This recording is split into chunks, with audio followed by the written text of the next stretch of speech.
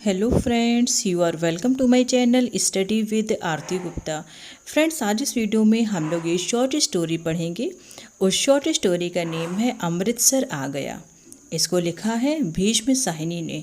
इसको पब्लिश कराया गया था 1990 में। इसकी जो ओरिजिनल लैंग्वेज है वो है हिंदी।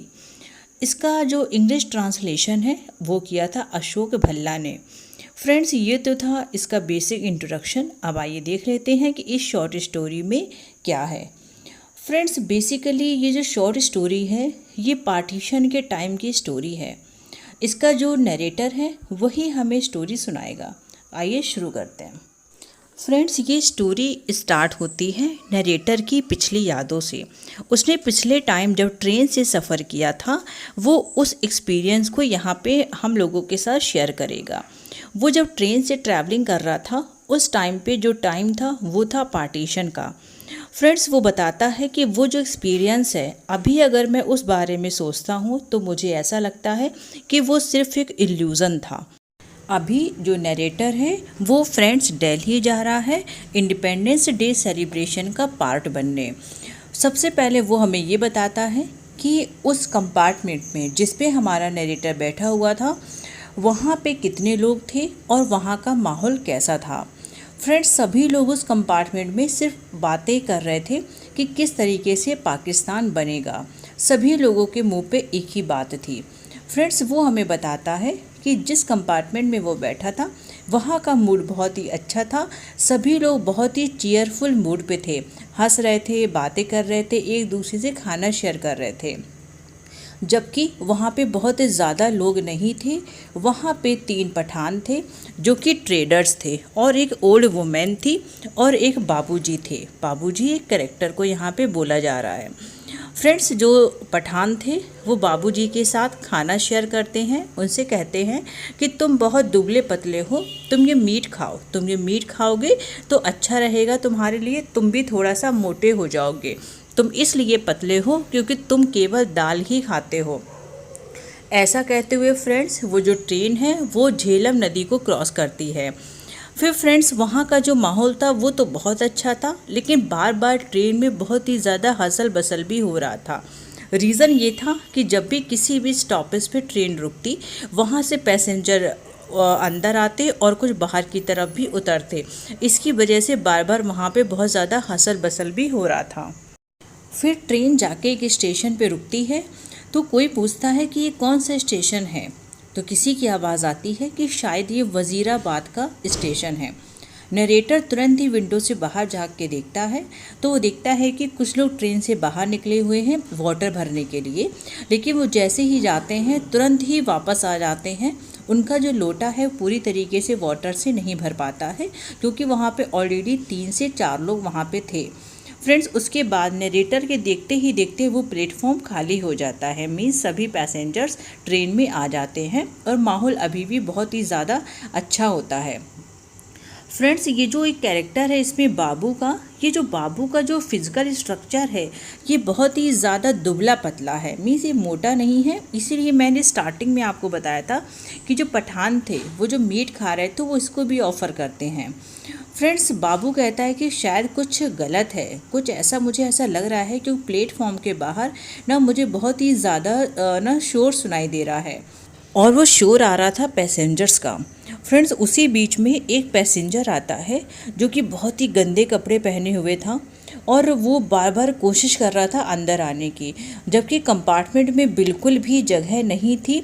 लेकिन फिर भी वो उसने क्या किया, अपना ब्लैक आयरन का बॉक्स ने ड्रैग करना स्टार्ट कर दिया और कहने लगा अपनी वाइफ से, कम इन, अंदर आ जाओ, अंदर आ जाओ। फ्रेंड्स, उसके बाद उसके साथ जो वुमेन थी शायद वो उसकी वाइफ थी और वो बहुत ही दुबली पतली सी थी और डार्क कलर था उसका। सभी लोग शाउट कर रहे थे कि यहाँ पे मत आओ, यहाँ पे मत आओ।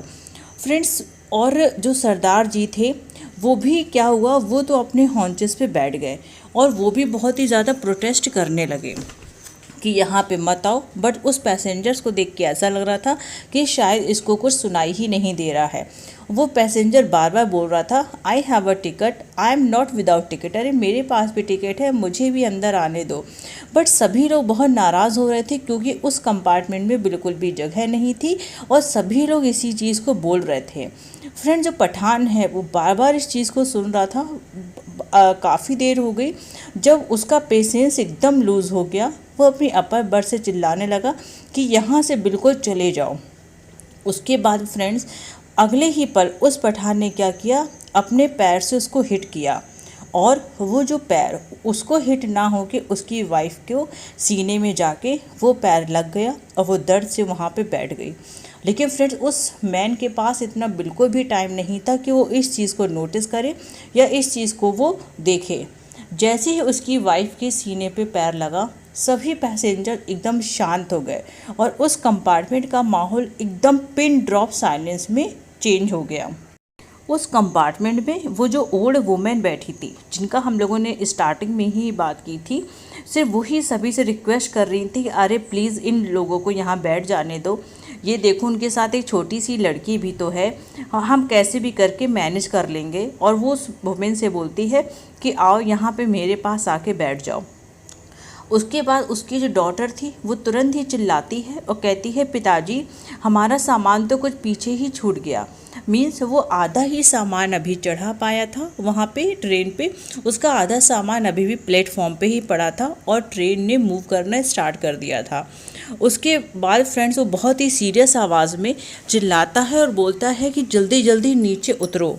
वो क्या करता है कि वो सारा सामान, अभी उसने जितना भी सामान चढ़ाया हुआ था, वो उसको धीरे धीरे करके उसको नीचे फेंक देता है और फिर वो उतर जाता है नीचे। उसके साथ उसकी डॉटर और उसकी वाइफ भी यहाँ से उतर जाती है।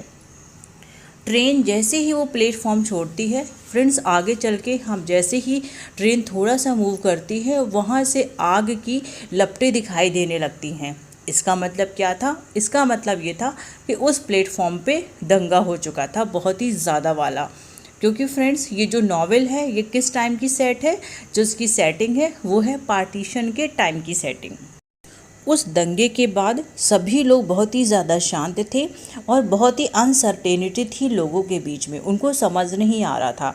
लेकिन जैसे ही ट्रेन अमृतसर पहुंचती है, सभी लोग चैन की सांस लेते हैं।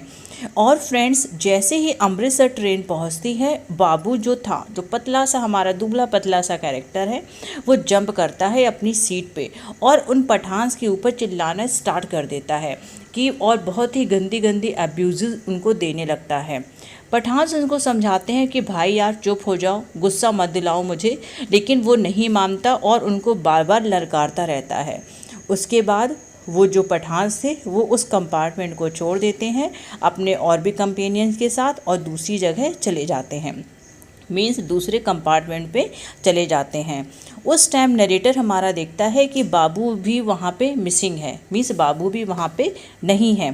थोड़ी ही देर में, मतलब एकदम तुरंत ही वो देखता है नरेटर हमारा कि बाबू आ गया है और उसके हाथ में एक आयरन की रॉड है, उसने अपने हाथों में पीछे छिपाई हुई है अपने। उसके बाद वो पठान को सर्च करता है, उनके ऊपर बहुत तेज़ शाउट करता है और बोलता है कि अच्छा हुआ वो यहाँ से चले गए, नहीं तो पता नहीं क्या हो जाता। उसके बाद फ्रेंड्स, वो ट्रेन आगे बढ़ती है, अमृतसर छोड़ देती है। अब बाकी सभी लोग सोचते हैं कि अब हम लोग सेफ़ हैं और कंफर्टेबल हैं। उसके बाद फ्रेंड्स, जो बाबू है वो बैठा तो था शाम, लेकिन बहुत ही ज़्यादा नाराज़ था, बहुत ही ज़्यादा फ्यूरियस था इस टाइम पे। नरेटर को भी काफ़ी नींद आ रही थी, लेकिन वो अपना सीटिंग अरेंजमेंट करने में बिज़ी था कि मैं कैसे भी करके मैं कंफर्ट हो जाऊं। उसी टाइम नरेटर देखता है कि एक मैन, उसके हाथ में एक डंडा था, मीन्स लाठी थी, और वो क्या था कि वो ऊपर चढ़ने की कोशिश कर रहा था, ट्रेन पे बोर्ड पे चढ़ने की कोशिश कर रहा था, लेकिन विंडो भी बंद थी और दरवाज़ा भी बंद था। वो सभी से बहुत ही रिक्वेस्ट कर रहा था कि प्लीज़ गॉड शेक, प्लीज़ भगवान के लिए मुझे अंदर आने दो, मेरी वाइफ भी मेरे साथ है, अदरवाइज़ हम अपनी ट्रेन मिस कर देंगे। लेकिन कोई भी उसकी बात नहीं सुन रहा था इस टाइम पे और दरवाज़ा भी बंद था। उसने फुटबोर्ड पे अपना पैर रख चुका था वो। उसके बाद उसके सिर पे एक बंडल भी था, मीन्स सामान भी था। उसकी जो वाइफ है वो उसके पीछे पीछे भाग रही थी और उसके पास भी 2 बंडल थे जिसको वो अपने सिर पे रखी थी। और ऐसा लग रहा था कि बंडल की बोझ की वजह से उसकी वाइफ तेज़ तेज़ नहीं चल पा रही थी। फ्रेंड्स, ये बहुत रिक्वेस्ट करता है, बार बार अपनी बात को रिपीट करता है। जो बाबू था वो तो बहुत ही ज़्यादा फ्यूरियस भी था, बार बार उससे बोल रहा था कि यहाँ पे जगह नहीं है कंपार्टमेंट में, लेकिन वो रिक्वेस्ट कर रहा था बार बार कि नहीं प्लीज़ हमें अंदर आने दो, नहीं तो हमारी ट्रेन मिस हो जाएगी। उसके बाद ये जो बाबू था उसके हाथ में ऑलरेडी आयरन का रॉड था। वो गुस्से में उड़ता है और डोर ओपन करता है। जैसे ही डोर ओपन करता है वो जो पैसेंजर था वो एक राहत की सांस लेता है कि चलो अब दरवाज़ा ओपन हो गया है और अब मैं अंदर चला जाऊंगा। लेकिन ये बाबू जो था वो आयरन रॉड से उसके सिर पे बहुत तेज़ मारता है और उसके पहले तो लगता है कुछ नहीं हुआ, अचानक से उसके सिर से जो ब्लड आने लगता है और वो वहीं पे कोलैप्स हो जाता है और ये बुरी तरीके से कांप जाता है बाबू। और उसकी वाइफ जो पीछे पीछे दौड़ रही थी उसको पता ही नहीं था कि हुआ क्या है, क्योंकि अभी भी उसने एक हाथ से हैंडल को पकड़ा हुआ था। लेकिन कुछ ही मोमेंट के बाद उसके हाथ से वो हैंडल छूट जाता है और वो नीचे गिर जाता है। फ्रेंड, जैसे ही वो उसका हस्बैंड नीचे गिरता है, उसकी वाइफ जो अपने सिर पे बंडल लेके दौड़ रही थी वो वहीं पर रुक जाती है। ऐसा लग रहा था कि मानो उसकी जर्नी यहीं पे फिनिश हो गई है। और फ्रेंड्स, ये यहाँ पे आके जो बाबू था चुपचाप से बैठ जाता है और देखता है कि किसी ने कहीं मुझे देखा तो नहीं है। लेकिन वो देखता है कि सभी लोग नींद में थे, सभी लोग सोए हुए थे, सिर्फ हमारा नरेटर ही जागा हुआ था। फ्रेंड्स, ये जो मैन जिसको इसने आयरन रॉड से मारा था उसके मुंह से पहले तो एक बार अल्लाह निकला था और बाद में उसके लिप्स इस तरीके से मूवमेंट कर रहे थे जैसे कि वो ये पूछना चाह रहा हो कि मेरी गलती क्या थी, तुमने मुझे मारा क्यों। लेकिन वो कुछ कह पाता इससे पहले उसकी डेथ हो गई थी। और ये जो बाबू था ये आके नरेटर के बगल में बैठ जाता है और ये बहुत बुरी तरीके से काँप भी रहा होता है। फ्रेंड्स, उसके बाद जब काफ़ी टाइम हो जाता है सरदार जी जागते हैं और बाबू से कहते हैं कि अरे यार, तुम तो बड़ा ब्रेव मैन हो, तुम उन पठान के सामने टिके रहे अभी तक, चलो ये तो बहुत ही अच्छी बात है। और अगर वो पठान यहाँ से नहीं जाते तो तुम निश्चित ही उनका सिर तोड़ देते, इतना तो मुझे पता था। और वो हंसना स्टार्ट कर देते हैं और बाबू भी उनके साथ एक बहुत टेरिफाइंग स्माइल देता है और उनकी तरफ, सरदार जी की तरफ घूरने लगता है। एग्जैक्टली सरदार जी को पता ही नहीं था कि यहाँ पे रात में क्या क्या हुआ है। और फ्रेंड्स, यहाँ पे स्टोरी ख़त्म हो जाती है। फ्रेंड्स, इसमें जो सरदार जी का रोल है वो भी इम्पॉर्टेंट है। और क्योंकि जो सरदार जी हैं वो अपना जो वॉर का एक्सपीरियंस था, उन्होंने बर्मा के वॉर में पार्टिसिपेट किया था और ये अपना एक्सपीरियंस हमारे नरेटर के साथ शेयर भी इन्होंने किया था। तो फ्रेंड्स, आज की वीडियो में बस इतना ही। Thank you so much.